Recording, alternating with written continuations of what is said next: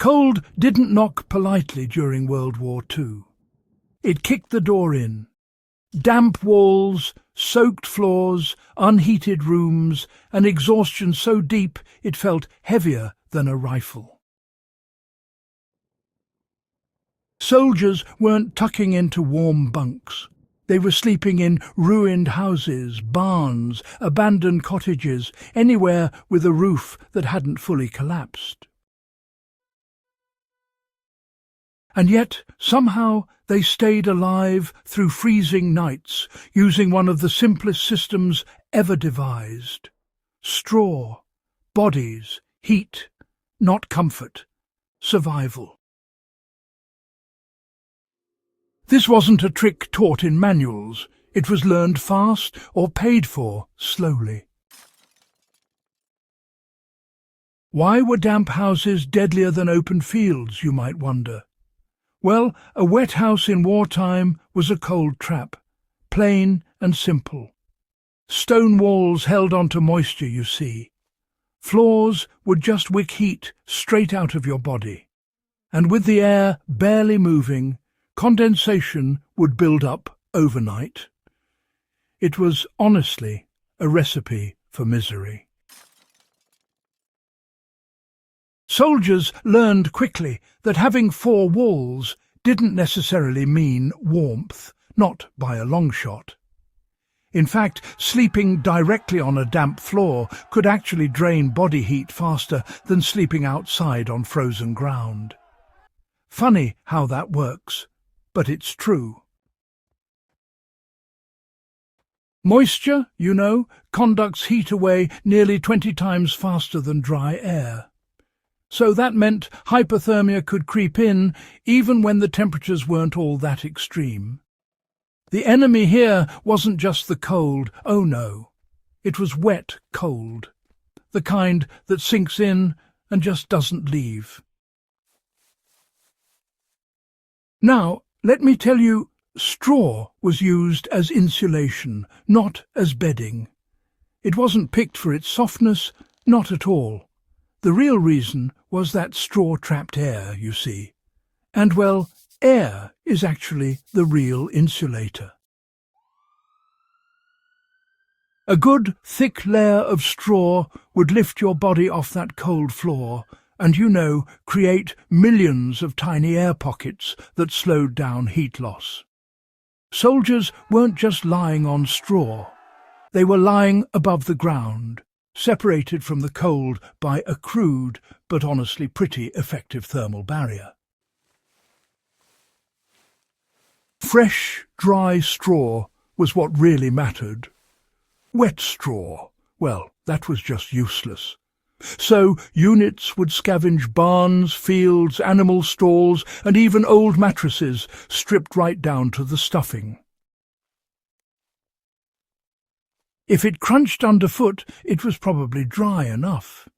But, you know, if it smelled musty or clumped together, it went outside. Thickness mattered more than blankets.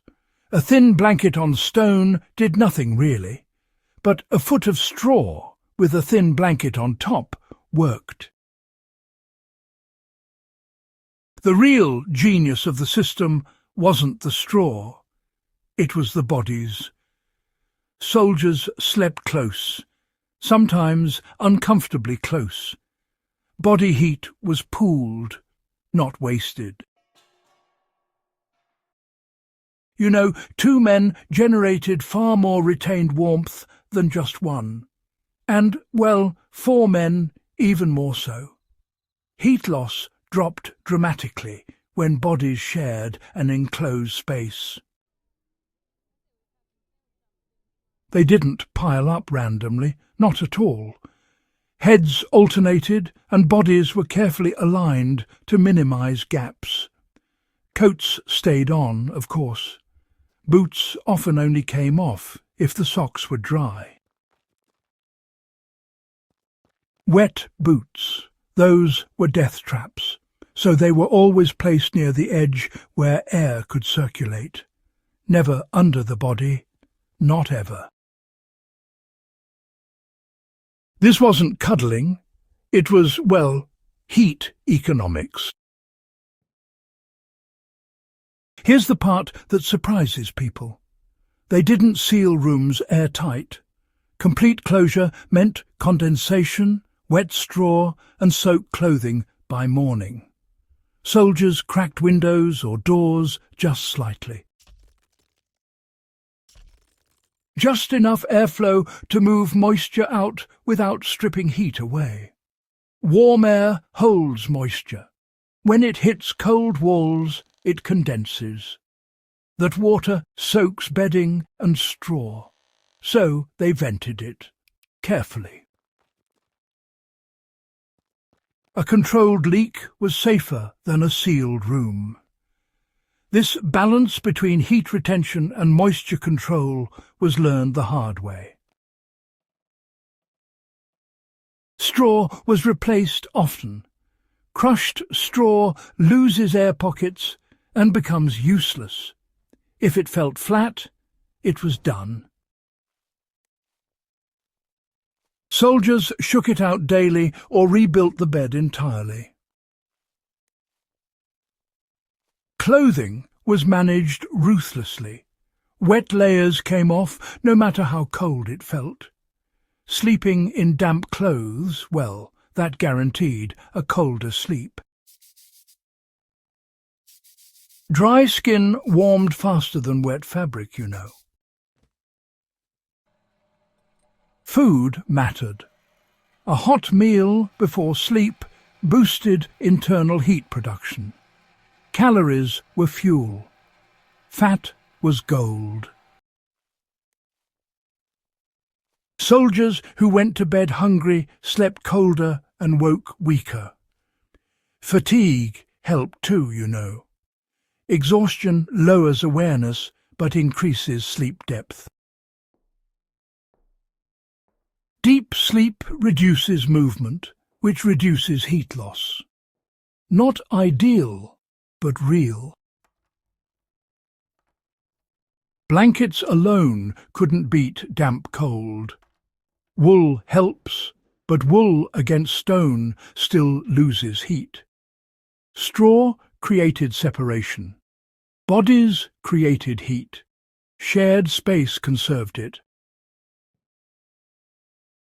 This three-part system addressed conduction, convection and radiation all at once, even if soldiers didn't know those words.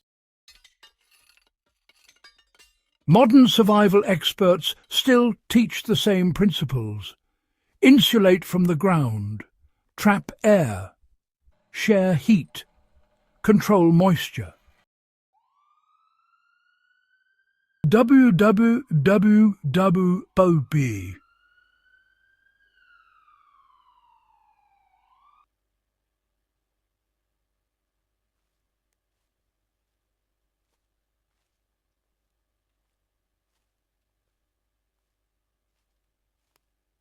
Soldiers didn't theorize it, they lived it.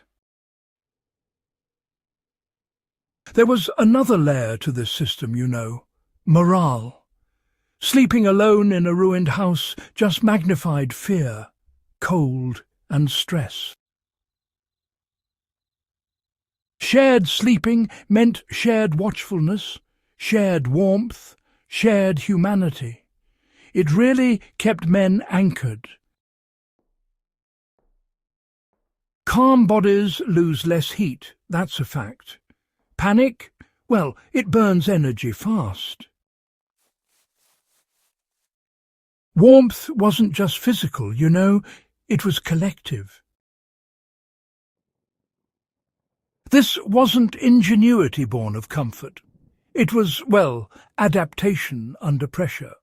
No technology, no innovation labs, just observation, failure and adjustment. In wars, survival often comes down to respecting physics before fighting enemies. Disaster zones, power outages, refugee shelters, cold weather emergencies all replay the same conditions. Damp spaces, limited gear, exhausted people. The WWII straw sleep system isn't history, it's a blueprint. Strip away the uniforms and the century, and the principles remain brutally relevant. Cold kills quietly, but simple systems fight back hard. If you found this breakdown valuable, make sure you subscribe to Life in Wartime WWII for more real survival history that actually explains how people lived, endured, and adapted under pressure. Share this with anyone who thinks survival is all gadgets and no grit. And as always, stay curious, stay sharp, and we'll see you in the next one.